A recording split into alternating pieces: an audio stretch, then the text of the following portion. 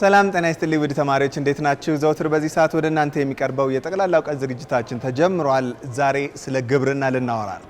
ግብርና የሀገር ሁሉ መሰረት መሆኑን በዛሬ ቆይታችን የምትመለከቱ ይሆናል። ወደ ጥያቄዎቹ ከመግባታችን በፊት ግን እናንተ እዚህ ሳይንስ ሙዚየም መጥታችሁ እንድትሳተፉ በነፃ እንድታዩ መመለስ ያለባችሁን ጥያቄ ወደ እናንተ አቀርባለሁ። የመጀመሪያው ጥያቄ የእንቆቅልሽ ጥያቄ ነው። ሁለት የእንቆቅልሽ ነው ይዤላችሁ የመጣሁት። የመጀመሪያው ይበላል አይጠጣም፣ ብዙዎቻችሁ ታውቁታላችሁ። ሁለተኛው ደግሞ ከነጭ ቆዳ ቆሻሻ የሚያወጣ ይሄ የእንቆቅልሽ ጥያቄ ነው። ሁለተኛው ጥያቄያችን ደግሞ የምስል ጥያቄ ነው። 5 ምስሎችን ደግሞ አይታችሁ አምስት ልዩነት ነው የምታወጡት። አንድ ምስል ወደ እናንተ ይቀርባል። ሁለት የተለያዩ ምስሎች ናቸው፣ በጣም የሚመሳሰሉ የሚመስሉ። ፎቶ አንሱትና እናንተ እሱን መልስ ትልኩልናላችሁ በቴሌግራም አድራሻችን። የዛሬው ግን ዋናው ጥያቄያችን የሰው ልጅ በታሪኩ ለመጀመሪያ ጊዜ ቤቱ ማርባት የጀመረው ለምግብነት ሊጠቀማቸው የሚችላቸው ከብቶች መካከል ወይም ደግሞ እንስሳዎች መካከል እነማን ናቸው የሚለውን ትነግሩኛላችሁ። ዛሬ ስለ ግብርና እናወራለን። ግብርና ማለት በራሱ በሁለት የሚከፈል ነው።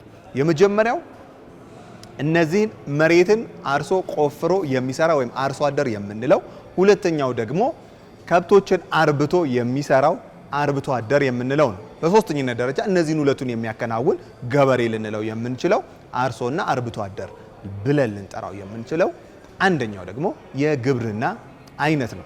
እንደሚታወቀው በዓለማችን ወደ 26 በመቶ በአፍሪካ ደግሞ ከ74 በመቶ በላይ የሚያክለው ሰው በግብርና ውስጥ የሚተዳደር ነው። ኢትዮጵያም ለብዙ ሺህ ዓመታት ከ3000 ዓመታት በፊትም ኢትዮጵያ አለች ከተባለች ጊዜም ጀምሮ በዚህ የግብርና ሂደት ውስጥ የቆየች ነች። አንዱና በዋነኝነት ዛሬ የምናነሳው ከጀርባ የምትመለከቱትን አርሶ አደር የሚባለው ወይም በታሪካችን ውስጥ ምን አይነት ቁሶችን ወይም ቱሎችን ተጠቅመን ግብርናን እያከናወንን እንገኛለን፣ የወደፊት ውስጥ ቴክኖሎጂ ምን ሀሳቦች አሉት የሚለውን እንመለከታለን። እስከ ዝግጅታችን ፍጻሜ አብራችሁን ቆዩ። ተመልሰን መጥተናል። እዚህ የምንገኘው ኢትዮጵያ ለዘመናት ስትጠቀማቸው የነበራቸው ለግብርና ማቴሪያሎች ወይም ቁሳቁሶች ሲሆኑ በቀጣይም እስካሁን ድረስ እየተጠቀመቻቸው ናቸው። እናንተ ግን በይበልጥ አሁን የተጀመሩትን ዘመናዊ የሚባሉ መሳሪያዎች እንደምትጠቀሙ አልጠራጠርም። ነገር ግን ይሄ ታሪካችን ስለሆነ አሁንም ስላለ ምን ጉዳዮችን እየተጠቀምን ነው የሚለውን ለማሳየት እንሞክራለን። እንደሚታወቀው የሰው ልጅ ከ12000 ዓመታት በላይ በግብርና ላይ የቆየ ነው። ይህ የሰው ልጅ ይህን ሁሉ ሲያከናውን በይበልጥም በታሪክና በአርኪኦሎጂስቶች ጥናት መሰረት የተገኙት ደግሞ ገብስ፣ ምስርና ስንዴዎች የመጀመሪያ አዝርዕት ሆነው ተገኝተዋል። እንደ ዋናም ጥያቄ ዛሬ የጠየቅናችሁ የሰው ልጅ እነዚህን ሁሉ መዝራት ሲጀምር ቤት ውስጥ ደግሞ ያሳደጋቸው ወይም አርብቶ አደር የሚያስብለውን ከብቶች እነማን ናቸው፣ ቤት ውስጥ እያረባ የተጠቀማቸው የሚለውን ጥያቄ እናንተ ትመልሳላችሁ። ገብስ፣ ስንዴና ምስር ግን የመጀመሪያው አዝርዕት ሆነው የተጠቀምናቸው ናቸው። እዚህ ጋር የምንመለከታቸው የሰው ልጅ ባሳለፈበት ብዙ የተጠቀማቸው ቁሳቁሶች ቢኖሩም ኢትዮጵያ ግን በይበልጥ የተጠቀመቻቸው እነዚህን ነው። ከነዚህ ውስጥ ደግሞ ዋና ዋናዎቹን ነግራችሁና ወደ ዘመናዊ ግብርና ደግሞ ስንሄድ ምን አሉበት የሚለውን ጠቅሼ የዛሬውን አበቃለሁ። በዋነኝነት እዚህ ጋር የምትመለከቱት በባህላዊ መንገድ ግብርናን ስናከናውን በቀላሉ ልንሰራቸው የምንችላቸው የእንጨት መሳሪያዎች፣ ምግብ የምንጠቀምባቸው ቁሳቁሶች አሉ፣ ወይም ገበታዎች ወይም አንድ ነገር የምንሰበስብበት ቁሳቁሶች አሉ። በይበልጥ ግን ዛሬ ላወራ የፈለኩት በተራ ቁጥር 3 እና 4 ላይ የሚገኘው ይሄ በግብርና ላይ ከብቶችን ተጠቅመን ግብርና በምናከናውን ጊዜ ይሄ ከብቱ ላይ የሚቀመጠው ቀንበር የሚባለው ሲሆን እላዩ ላይ ተጭኖበት ሊጎትተው የሚችለው ሁለቱ በሬዎችን እርስ በእርስ የሚያገናኝ ሆኖ እናገኘዋለን። ይሄ ላይ ደግሞ የሚገጠመው ተራ ቁጥር 4 ላይ የሚገኘው መሬቱን እየቆፈረልን የሚሄድ መሳሪያ ነው። ይሄ ደግሞ ቀንበር ሞፈር። እዚህ ጫፍ ላይ ምን አለ? ብረት አለ። ምክንያቱም መሬቱን እየቀደደ እንዲንልን። ከዛ ውጭ ግን ሁሉም እንጨትና በሲባጎ የሚሰሩ በቃጫ የሚሰሩ መቋጠሪያዎች ብቻ ናቸው የሚገኙበት። እስካሁንም በዘመናት ውስጥ ብሮንዝ ኤጅ፣ አይስ ኤጅ እንዲሁም ደግሞ በስቶን ኤጅ፣ ሜታል ወይም ደግሞ አይረን ኤጅ ብዬ ነገርኳቸዋለሁ። እነዛ ኤጆች ሰዎች የተጠቀሙባቸው ነው። ስለዚህ አይረን ኤጅ ከመጣ ጀምሮ ወይም የሰው ልጅ አይረን ወይም ብረት መጠቀም ከጀመረ ጀምሮ እኛ አሁን የምንጠቀምበት እስካሁን ድረስ በዚሁ መንገድ እየተጠቀምነው የምንገኘው ነው። ልክ ይሄን ግብርና ካከናወነ በኋላ ደግሞ ለምሳሌ ተራ ቁጥር 10 ላይ የምናገኘው ማጭድ የምንለው እዚች ጋር ብረት ወይም ደግሞ አይረን ይጠቀማል። ይሄ ደግሞ ያን የበቀለውን የሚሰበስብበት የሚያጭድበት መሳሪያ ሆኖ እናገኘዋለን። እዚህ ተራ ቁጥር 9 ላይ ደግሞ የምናገኘው በይበልጥም ወደ ደቡብ አካባቢ የሚበቅሉ እንሰቶችን የሚወቀጥበት ወይም ደግሞ አሚቾ የሚባል ይሄ የእንሰቱ ስር የሚገኘውን የሚወቀጥበት ነው። ይሄ ሙሉ በሙሉ የሚሰራው በእንጨት ነው። ብዙዎቹ እዚህ ጋር የምትመለከቱት ጠቅላላ በእንጨት የሚሰሩ ናቸው። ቴክኖሎጂ ማለት ይሄንን ረጅም ዓመት ከመጠቀም እያሻሻሉ መሄድ። እነዚህንም መጠቀም የጀመርንበት ጊዜ ቴክኖሎጂ መጣ እንላለን። ልክ ይሄን ደግሞ ስናሻሽለው ቴክኖሎጂው እያደገ ሄደ እንላለን። እዚህ ጋር የምትመለከቱት ተራ ቁጥር 5 ላይ ልክ አንድ ይሄ ታጭዶ የተሰበሰበውና የደረቀው እየወቃን ከዛ በኋላ እያኖገርን ወደ ላይ እየጣልነው ልክ እያነፈስን የምንሄድበት መንሽ የሚባል አንዱ መሳሪያችን ነው። ይሄ መንሽ ደግሞ እዛ የተሰበሰበውን ነገር እያነሳን የምናበጥርበት ነው። ስለዚህ እነዚህ ሁሉ ጥንታዊ የሚባሉ እስካሁን ድረስ ብዙ የገበሬውን ወይም ደግሞ የኢትዮጵያው ገበሬው እስካሁን ድረስ እየተጠቀመበት የሚገኘው መሳሪያዎች ናቸው። እናንተም እንድታቋቸው ነው፣ ሌሎቹን ስለምታቋቸው ነው። ስለዚህ እነዚህ ሁሉ እየተሻሻሉ መሄድ አለባቸው። ይሄ ማለት ግን ኢትዮጵያ ውስጥ እስካሁን ድረስ ቴክኖሎጂ ወይም ደግሞ አዲስ የሚባል ወይም ለሌሎች ምሳሌ የሚሆንን ነገር አልተጠቀምንም ማለት አይደለም። ስለዚህ ወደ ቀጣዩ ቦታ እንሂድና ኢትዮጵያ ከጥንት ጀምሮ ለሌሎች ምሳሌ የሚሆንን ምን አይነት ነገር ተጠቅማለች፣ ቴክኖሎጂስ ቀጣይ ደግሞ ምን አዲስ የግብርና ህይወትን ይዞልን ይመጣል የሚለውን እንመለከታለን። አብራችሁን ቆዩ። ሁለት እንቆቅልሽ ነው ይዤላችሁ የመጣሁት። የመጀመሪያው ይበላል አይጠጣም፣ ብዙዎቻችሁ ታውቁታላችሁ። ሁለተኛው ደግሞ ከነጭ ቆዳ ቆሻሻ የሚያወጣ ይሄ የእንቆቅልሽ ጥያቄ ነው። ሁለተኛው ጥያቄያችን ደግሞ የምስል ጥያቄ ነው። 5 ምስሎችን ደግሞ አይታችሁ አምስት ልዩነት ነው የምታወጡት። አንድ ምስል ወደ እናንተ ይቀርባል። ሁለት የተለያዩ ምስሎች ናቸው፣ በጣም የሚመሳሰሉ የሚመስሉ። ፎቶ አንሱትና እናንተ እሱን መልስ ትልኩልናላችሁ በቴሌግራም አድራሻችን። የዛሬው ግን ዋናው ጥያቄያችን የሰው ልጅ በታሪኩ ለመጀመሪያ ጊዜ ቤቱ ማርባት የጀመረው ለምግብነት ሊጠቀማቸው የሚችላቸው ከብቶች መካከል ወይም ደግሞ እንስሳዎች መካከል እነማን ናቸው የሚለውን ትነግሩኛላችሁ። ወደ ጥንታዊ ኢትዮጵያ ስታከናውናቸው የነበሩና አሁንም ለሌሎች ምሳሌ ወደሚሆነው ስፍራ ደግሞ መጥተናል። ይህ ስፍራ በኮንሶ አካባቢ የሚደረጉ የግብርና አይነቶች ወይም ደግሞ ካቦችን በመስራት አንድ አፈር ወደ ሌላ ቦታ እንዳይሸረሸር የሚደረግበት ቴክኖሎጂ ወይም ደግሞ መንገድ ነው። ይህ ማለት ቴክኖሎጂ ቅድም እንደነገርኳቸው አንድ ነገር እያሻሻልን ከመሄድ የተነሳ እዚህ ጋር እንዴት አድርገን ግብርናን እንጠቀም የሚለውን የሰራንበት የራሳችን የኛ የኢትዮጵያን መንገድ ነው። ይህ ማለት ኢትዮጵያ ድሮም ቢሆን አዲስን ነገር እየለመደች እያስተካከለች ትሄዳለች እያለ ነው። ቅድም ካወራናችሁ በእንጨትና በብረት ብቻ ከምንጠቀማቸው ባለፈ ግብርናን በአንድ መንገድ ደግሞ እያሻሻልን ሄደናል። ስለዚህ ግብርና በሁለት ይከፈላል። የመጀመሪያው ትራዲሽን የምንለው በሬዎችን እየተጠቀምን እጃችንን እየተጠቀምን ወይም ደግሞ ትንንሽ ቱሎችን መቆፈሪያዎችን እየተጠቀምን የምንሰራበት ነው። ሁለተኛው ደግሞ ቴክኖሎጂዎችን እየተጠቀምን የምንሰራበት። ቴክኖሎጂ ቅድም እንዳልኳችሁ አንድ ደረጃ ከፍ ያለ ከተለመደው እየተሻሻለ የሚሄድ ጉዳይ ነው። ስለዚህ ነው በኮንሶ አካባቢ የሚገኘው የኢትዮጵያ ጥንታዊ የግብርና ጥበብ በኮንሶ ኮረብታማዎች ስፍራዎች ውስጥ ሲገለጥ የሚለው ይሄ ነው። ለምሳሌ እንመልከተው። እዚህ ጋር የምትመለከቱት ጠቅላላ በእርከን እየተሰራ የሚወርደው አፈር እንዳይሸረሸርና እዚህ ጋር ግብርናው በትክክል እንዲከናወን የሚያደርግ ነው። ይሄንን ደግሞ እያሻሻለን መምጣት ይኖርብናል። ምክንያቱም ይሄ ራሱን የቻለ በጣም የቆየ ከመሆኑ የተነሳ የወጣ ገባ መሬት እርከን የኮንሶ ተራራዎችን 230 ካሬ ኪሎ ሜትር የሚሆን መሬትን ይሸፍናል። ይሄን የሚያክል ስፍራን በህዝቡ በጉልበቱ ተጠቅሞ ይሄንን አፈር እንዳይሸረሸር አድርጎ የሰራበት ነው። ስለዚህ ዘመናዊነት ማለት አንድ ያለን ነገር እያሻሻሉ መሄድ ነው። ከዚህ ውስጥ ደግሞ ተጨማሪ ሌሎችን ሀሳብ ለማንሳት ወይም ደግሞ ዘመናዊ የምንላቸው ግብርናዎች በውስጣቸው ምን አካቷል የሚለውን ቀጣይ አሁን ካለንበት እጅግ በጣም ከፍ ወዳለ ስፍራ ደግሞ ስንሄድ ወይም የቀጣዩ ዘመን ግብርና ምን ያካትታል የሚለውን እዚህ ላይ ለመጥቀስ እንሞክር። የመጀመሪያው ድሮኖች ናቸው። ድሮኖች ይሄን አካባቢ በሙሉ አሁን በምታዩት መንገድ የሚጠናበት የሚታይበት ወይም ደግሞ ምን ያክል አሁን ቅድም የጠቀስኩላችሁ አይደል 230 ኪሎ ሜትር ካሬ ኪሎ ሜትር ያልኳችሁ እሱን የምናይበት ነው።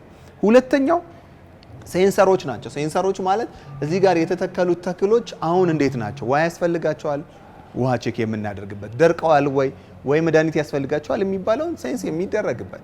ሶስተኛው ደግሞ ጂፒኤሶች። ጂፒኤስ ሲኖር እዚህ ጋር የተከልናቸው አዝርቶች ወይም ደግሞ ያሉት ተክሎች እነማን ናቸው፣ በየትኛው በኩል ውሃ ቢጨመር ይሻላል፣ እንዴት ቢደረግ ይሻላል የሚለውን በጂፒኤስ የእያንዳንዱን ተክሎች ቦታቸውን የምናገኝበት ነው።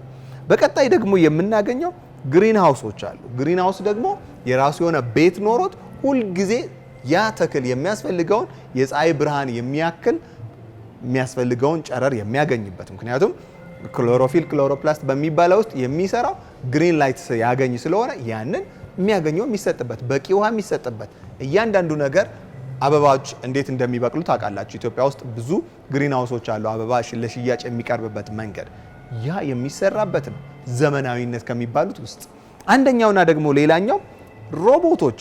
ቅድም ወይም ባለፉት ጊዜያቶች ውስጥ እነዚህ ሮቦት ማለት አንድን ታስክ ወይም የሰውን በጉልበቱ የሚሰራውን ነገር የሚቀንሱ አይደል ያለው ሃርቨስት ለማድረግ ወይም ደግሞ የተዘራውን ቅድም በነገርኳችሁ ማጭድ ከመሰብሰብ በተለያዩ ማሽነሪዎች ያንን ነገር መሰብሰብ ነው። እንደ አንድ ሮቦት ስለሚቆጠሩ ሰው ሳያግዛቸው ራሳቸው ያንን ቦታ የተዘራውን በሙሉ የሚሰበስቡበት። ሌላኛው ደግሞ ሞባይል አፖች። እነዚህ በጠቅላላ ጂፒኤስ ድሮን ያልኳችሁን በሞባይል ውስጥ መች ውሃ ያስፈልጋቸዋል፣ እዚሁ ማዘዝ። የት ጋር ደግሞ መድኃኒት ያስፈልጋል፣ እዚሁ ጋር ማዘዝ። ምን አዝርት የት ጋር አለ፣ እዚሁ ጋር ማዘዝ። አያችሁ ቴክኖሎጂ። ከዚህ ደግሞ እርከን ከፍ እያለን አሁን ያለንበት እዚህ ላይ ደርሰናል። ስለዚህ እነዚህ ነገሮች በተከናወኑ ቁጥር የሚመረተው ምርት ምን እያለ ይሄዳል? ከፍ እያለ ይሄዳል። እኛም አሁን ከነገርኳችሁ ከጥንት ከምንለው እንጨትና ብረት ብቻ ከመጠቀም ቴክኖሎጂ ከፍ ብለን የተለያዩ እነዚህን አዳዲስ ነገሮችን እየሰራን መሄድ አለብን። ሁልጊዜ እንደምላችሁ እንጨትም የተጠቀምንበት ጊዜ ብረትም የተጠቀምንበት ጊዜ ቴክኖሎጂ ነው። አሁን ግን ስለረዘመና በጣም ስለቆየ ከ2000-3000 ዓመታት በላይ ይሄንን ጉዳይ ብቻ እየተጠቀምን ስለቆየን ቴክኖሎጂው ወደ ኋላ ቀርቷል ማለት ነው። ስለዚህ እኛ አሁን ወደ መጡት ወደ ነገርኳችሁ እያደግን መሄድ አለብን። ይሄን ለማድረግ ደግሞ መማር ዋነኛው መሰረት ነው። ግብርና አይነቶች ምን አይነት ናቸው? ሁለት እንቆቅልሽ ነው ይዤላችሁ የመጣሁት። የመጀመሪያው ይበላል አይጠጣም፣ ብዙዎቻችሁ ታውቁታላችሁ። ሁለተኛው ደግሞ ከነጭ ቆዳ ቆሻሻ የሚያወጣ ይሄ የእንቆቅልሽ ጥያቄ ነው።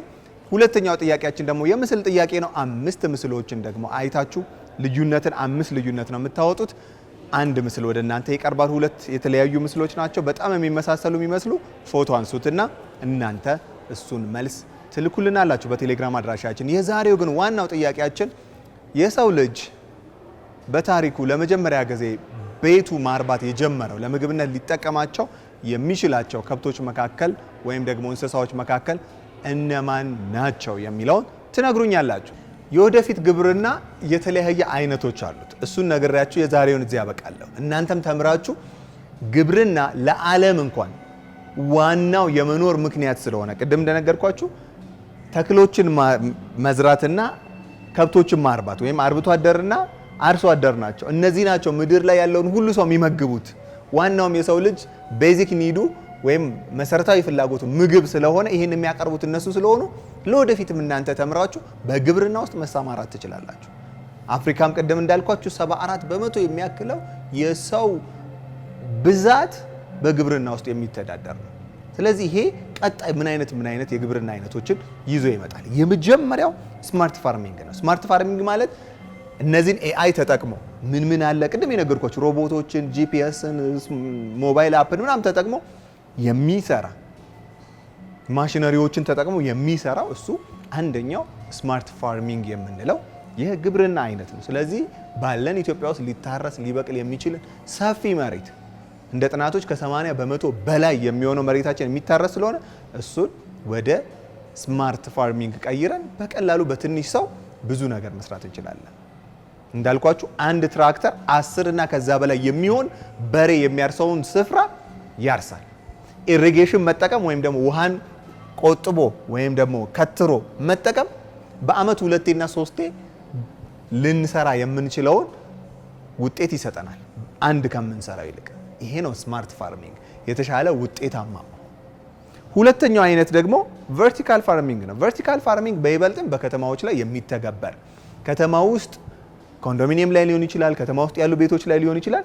እየተደራረቡ የተለያዩ አዝርቶችን ዘርቶ ያንን ለቤትም ለሽያጭም የሚሆኑትን መጠቀም። ኢንዱስትሪ ውስጥም አሉ። አሁን ቨርቲካል ፋርሚንግ በትንሽ ቦታ ላይ ብዙ ጉዳዮችን መሰብሰብ ወይም ብዙ የሆኑ አዝርቶችን መሰብሰብ የሚቻልበት የግብርና አይነት ነው። ሶስተኛውና በጣም የሚገርመው ከአሁን በፊትም ነግሬያቸዋለሁ፣ ሃይድሮፎኒክስ ይባላል። ሃይድሮፎኒክስ ማለት ያለ አፈር ግብርና። አፈር አንጠቀምም። አዝርቱ ወይም ደግሞ ተክሉ የሚያስፈልገው ሚነራልስና ውሃ በውስጡ እንሰጠዋለን። ምንም አይነት አፈር ሳንጠቀም ቀጥታ ወደ ውጤቱ የምንገባበት በጣም ብዙ ነገር በቀላሉ ማግኘት የምንችልበት። የመጨረሻው ደግሞ ባዮቴክኖሎጂ ይባላል። ባዮቴክኖሎጂ ደግሞ ማለት እነዚህ የምንዘራቸውን የምናበቅላቸውን ነገሮች ውጤታማ እንዲሆኑ ከመዘራታቸው በፊት ዘራቸውን ቼክ ማድረግ፣ ብዙ ፍሬ እንዲያፈሩ ወይም ጄኔቲካል ሞዲፋይ ይባላሉ፣ ጂኤምኦ ይባላሉ። እነሱን ሞዲፋይ እየተደረጉ ምን ያክል ዘር ያብቅሉ፣ ምን ያክል ሙቀት ይከላከሉ፣ ምን ያክል በትንሽ ውሃ ውጤታማ እንሁን የሚባለው እነዚህ ቀጣይ የግብርና ውጤቶቻችን ናቸው። የምንገኘው ሳይንስ ሙዚየም ነው። እዚህ መታችሁ ከግብርና እስከ ስፔስ ሳይንስ የተለያዩ እውቀቶችን ማግኘት ትችላላችሁ። እዚህ ደግሞ ለመምጣት የጠየቅናችሁን ጥያቄ እያስታወሳችሁ መልሱ። እዚህ መታችሁ እንዲሁም በነፃ መጎብኘት ትችላላችሁ። ከዛም ውጭ ደግሞ ከሰኞ እስከ ሰኞ ክፍት ነው። ሮብ ላይ ብቻ ነው ዝግ። እየመጣችሁ ብትጎበኙ ሳይንስን የእውነት ትዳስሱታላችሁ፣ ትነኩታላችሁ። አብሬያችሁ የነበርኩት እኔ ወገን ክብራይል ነኝ። በየሳምንቱ እየመጣን አንድ ትንሽን እውቀት ከእናንተ ጋር አብረን ቆይታ እናደርጋለን። ግብርና የሚናቅ የስራ ሂደት አይደለም። ዓለምን ሁሉ የሚያነቃንቅ ሁሉ ሰው የሚፈልገው አስፈላጊ የሀገር ምሰሶ ነው። ስለዚህ እናንተም ስለ ግብርና ማወቅ፣ ስማርት ፋርሚንግን እንዴት አድርጋችሁ መተግበር እንዳለባችሁ ማወቅ ይኖርባችኋል። የዛሬው መልእክቴ ነው። እስከ ሳምንት ደህና ሁኑልኝ።